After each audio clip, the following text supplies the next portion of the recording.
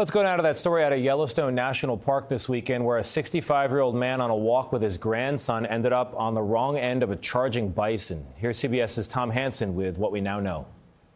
This was the harrowing moment. A 65-year-old grandfather was tossed violently in the air by a bison at Yellowstone National Park. Everyone is bison! Look out, a bison! The incident was captured by photographer Mike McLeod, who was camping in the area with his wife. I was just trying to get some dramatic footage of this bison rolling around behind a picnic table.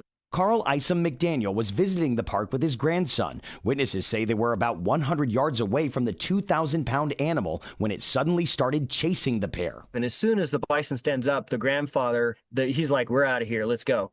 After this white pickup passes by, the pair quickly raced for cover behind some trees. The bison suddenly charged the pair, the grandfather making a run for it, luring the bison away from his grandson. After the second loop around, the bison finally caught up to the grandfather, hooked him, and threw him up in the air. 8 feet in the air before landing hard right next to his attacker. And I was afraid that he was going to gore the guy on the ground. At that point, it stopped being fun to video, and I knew I had to get that bison away from the victim because the bison was very, very agitated.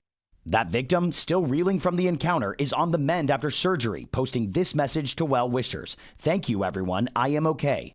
A lucky outcome given the incident happened at a time when bulls can be especially aggressive. It's the beginning of the breeding season, the rut, so their testosterone levels are up. Professor Bill Hamilton, a longtime Yellowstone bison researcher, says the victims did everything right, but urges visitors to stay vigilant. It's a double-edged sword because they're going to the world's first national park and experiencing a largely intact ecosystem, but they know nothing about how to interact with animals.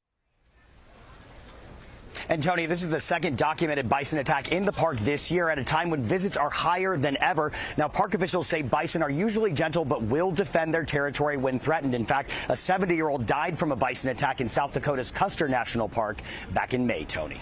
Yeah, it can be very serious. Tom, thank you very much.